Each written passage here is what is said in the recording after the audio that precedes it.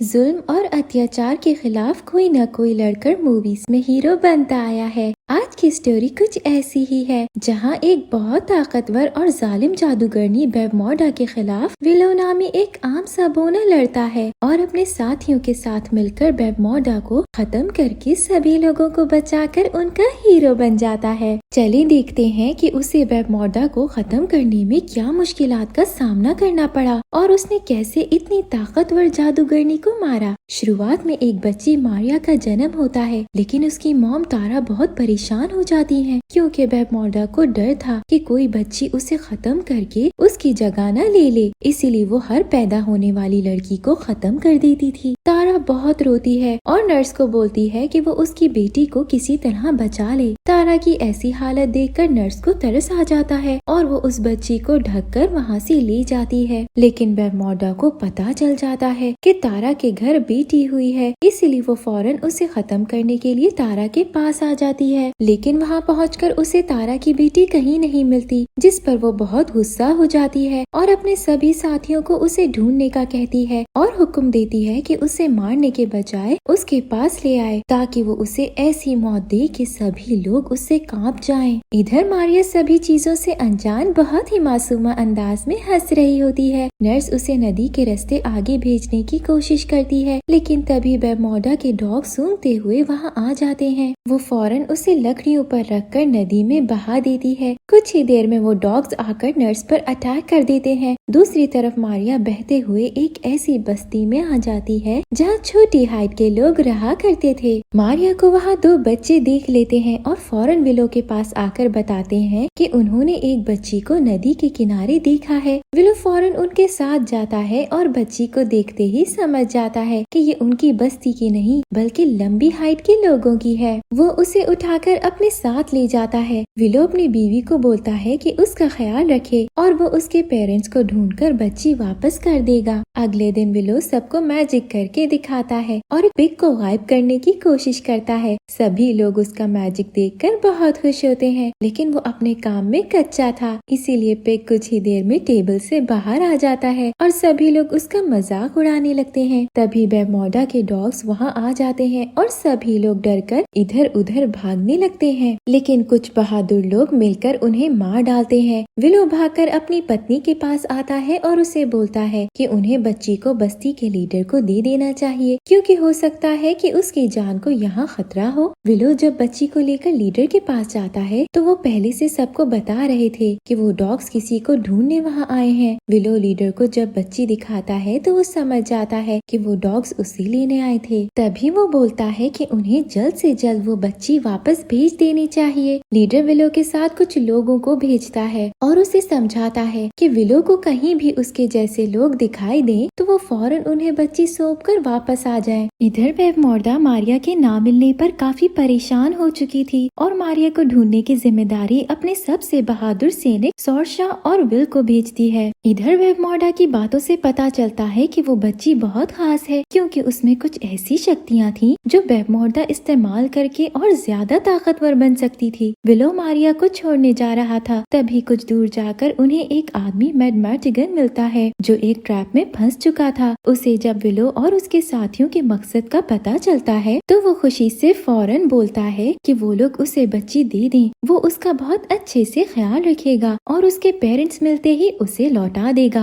Willow अपने साथी को बोलता है कि उसे मैडमैटिगन ठीक नहीं लग रहा। तभी बाकी लोग उसे समझाते हैं कि उनके लीडर ने जितना काम दिया था उतना उन लोगों ने कर लिया है। इसके बाद वो लोग वापस चले जाते हैं, लेकिन विलो के साथ उसका दोस्त फिन वहीं रुक जाता है। मैडमैटिगन विलो को बहुत इंसिस्ट करता है और उसे इमोशनली ब्लैकमेल करते हुए बोलता है कि उसे अपनी बेटी की याद आ गई जो बिल्कुल उस जैसी थी, लेकिन बहुत जल्द उसकी मौत हो गई। लेकिन विलो अपनी जिद पर पक्का होता है और बच्ची को अपने साथ ही रखता है। अगले दिन वहाँ से एक सेना गुजरती है जिनका लीडर एरिक था, जो मैडमैटिगन का दोस्त भी था। विलो उसे देखकर बोलता है कि क्या वो बच्ची ले जाएगा, जिस पर एरिक बोलता है कि गांव जाकर कोई औरत ढूंढो क्योंकि वो बच्ची को नहीं संभाल सकता। एरिक जब मैडमैटिगन के पास आता है तो वो उसे खुद को आजाद करवाने का बोलता है। तभी एरिक उसे बताता है कि जल्द ही वहाँ बड़ी लड़ाई होने वाली है और अगर वो यहाँ रहा तभी सेफ होगा, वरना जल्द ही किसी सैनिक के हाथों मारा जाएगा। ये कहते ही एरिक वहाँ से चला जाता है। मैडमैटिगन को एरिक पर बहुत गुस्सा आता है। अब विलो के पास कोई चारा नहीं था, इसीलिए वो बच्ची को मैडमैटिगन को देने का फैसला करता है और उसे आजाद करके बच्ची को उसके हवाले कर देता है। अब विलो फिन अपने घर की तरफ चले जाते हैं और मैडमैटिगन अपने रास्ते चला जाता है। विलो मैडमैटिगन से अभी भी कुछ खास खुश नहीं था और फिन को कहता है कि उसे लगता है उसने बहुत बड़ी गलती कर दी है, इसीलिए वो वापस मैडमैटिगन के पास आते हैं। लेकिन कुछ देर बाद वहाँ एक ईगल मारिया को अपने पंजों में दबाए उस तरफ आ रही थी। विलो देख लेता है ईगल को एक बहुत ही छोटा आदमी उड़ा रहा था। अचानक वहाँ बहुत सारे और छोटे लोग आ जाते हैं। विलो बताता है कि वो ब्राउनीज हैं। वो सभी लोग फिन और विलो पर अटैक कर देते हैं क्योंकि उन्हें लगता है कि वो उन्हें मारने वहाँ आए हैं। विलो और फिन भागते हैं लेकिन ब्राउनीज के बने हुए जाल में फंस जाते हैं और उन्हें ब्राउनीज बांदी बना लेते हैं। अचानक वहाँ एक खूबसूरत परी आती है जो ब्राउनीज को बताती है कि मारिया एक राजकुमारी है जो बुराई का विनाश करने धरती पर आई है और उसकी हिफाजत की जिम्मेदारी विलो को दी गई है। इसके बाद वो लोग फौरन विलो को मारिया दे देते हैं। परी उसे एक जादुई छड़ी देती है और कहती है कि ये जादूगर रेज़ेल को दे देना और वो उनकी मुश्किल मंजिल में बहुत मदद करेगा। इसके बाद वो परी गायब हो जाती है। अगले दिन विलो फिन को कहता है कि वो वापस चले जाए और मेरी पत्नी से कहना कि वो मारिया को उसकी सही जगह पहुंचाकर जल्द ही वापस लौटेगा। फिन उसे खुद का ख्याल रखने का कहता है। इसके बाद वो दोनों गले मिलते हैं और अपने अपने रास्ते पर चले जाते हैं। विलो को ब्राउनीज का लीडर रेज़ेल का पता बताता है कि वो कहाँ मिलेंगे। विलो उनसे सारी इंफॉर्मेशन ले लेता है। उसके साथ एक ब्राउनी भी आ जाता है। रास्ते में काफी तेज बारिश होने लगती है और वो लोग एक बस्ती में पनाह लेने जाते हैं। वो लोग अंदर जाते हैं तो विलो को मैडमैटिगन दिखाई देता है जो किसी औरत के साथ था। उसका पति आने वाला था, इसीलिए मैडमैटिगन खुद को बचाने के लिए औरत के कपड़े पहन लेता है। विलो उस पर बहुत गुस्सा होता है कि वो मारिया की रक्षा नहीं कर पाया। मैडमैटिगन उससे मारिया छीन लेता है। तभी वहाँ उस औरत का पति आ जाता है और वो मैडमैटिगन को अपनी दोस्त के तौर पर मिलवाती है। लेकिन जल्द ही सोर्शा अपने साथियों के साथ आ जाती है जो मारिया को पहचान लेती है। तभी उसे पता चल जाता है कि मैडमैटिगन औरत नहीं बल्कि मर्द है। सैनिक उसे फौरन गिरफ्तार कर लेते हैं। वहाँ काफी हलचल मच जाती है जिस पर मैडमैटिगन बड़ी चालाकी से मारिया को वहाँ से एक घोड़ा गाड़ी पर ले जाने लगता है। लेकिन विलो को पता चल जाता है और वो भी उस पर सवार हो जाता है। विलो मैडमैटिगन को सब बता देता है और वो लोग रेज़ेल को ढूंढते हुए एक आइलैंड पर आ जाते हैं जहाँ सिर्फ पानी ही पानी था। मैडमैटिगन विलो और मारिया को छोड़कर वहाँ से चला जाता है। विलो हार नहीं मानता और एक कश्ती पर बैठकर रेज़ेल की तलाश जारी रखता है। तभी उसे एक बोलने वाली गुलहरी मिलती है जिसे देखकर वो काफी हैरान होता है। वो बताती है कि किसी ने उसे जादू से ऐसा बना दिया है। विलो को पता चलता है कि वो और कोई नहीं बल्कि रेज़ेल है। विलो उसे अपने साथ ले जाता है और मारिया से मिलवाता है। अचानक वहाँ मैडमैटिगन बेवमोर्डा का भेजा हुआ सैनिक ले आते हैं जो उन्हें बांदी बनाकर अपने साथ ले जाता है। वो रात को एक जगह आराम के लिए रुकते हैं। तभी विलो मैडमैटिगन के साथ पिंजरे में कैद होता है और आजाद होने की कोशिश कर रहा था। तभी रेज़ेल वहाँ आ जाता है और विलो को छड़ी इस्तेमाल करके उसे इंसान बनने का बोलता है क्योंकि जब तक वो इंसान नहीं बनेगा छड़ी का इस्तेमाल नहीं कर पाएगा। विलो कोशिश करता है लेकिन उसे जादू ठीक से नहीं करना आता और रेज़ेल एक क्रो में बदल जाता है। तभी वहाँ ब्राउनीज आकर विलो की मदद करते हैं और उन्हें आजाद करवा देते हैं। अब वो लोग फौरन मारिया को लेने जाते हैं जो सोर्शा के कमरे में थी। मैडमैटिगन सोर्शा को देखकर अपना दिल हार जाता है क्योंकि वो काफी खूबसूरत थी। सोर्शा उठ जाती है। मैडमैटिगन उसे अपनी बातों में ट्रैप करता है। दूसरी तरफ विलो मौका देखकर मारिया के पास जाता है लेकिन सैनिक उसे फिर से पकड़ लेते हैं। तभी वहाँ लड़ाई शुरू हो जाती है। मैडमैटिगन विलो के साथ मारिया को ले जाने में कामयाब हो जाता है। वो लोग बर्फ से स्लाइड करते हुए एक घर में चले जाते हैं। सैनिक भी उनका पीछा करते हैं। मैडमैटिगन को एरिक मिलता है जिसे देखकर वो उसे लड़ने लगता है क्योंकि उसने मैडमैटिगन को आजाद नहीं करवाया था। सोर्शा भी अपने साथियों के साथ वहाँ आ जाती है। मैडमैटिगन उसे टारगेट बनाते हुए सभी सैनिकों को वहाँ से जाने का बोलता है। अब एरिक को भी वो लोग सब बता देते हैं, जिस पर वो लोग बेवमोडा के पास जाने का फैसला करते हैं ताकि उसे खत्म कर सकें। एरिक भी अब अपने साथियों के साथ मिलकर मैडमैटिगन की मदद करता है और सबसे लड़ता है। रास्ते में सोर्शा मैडमैटिगन को पागल बनाकर वहाँ से भागने लगती है, लेकिन विलो बताता है कि वहाँ बहुत सारे सैनिक आ रहे हैं, जिस पर वो सोर्शा को छोड़कर वहाँ से भागने लगता है। वो लोग एक जादुई कैसल में आ जाते हैं जहाँ लोग फ्रीज थे।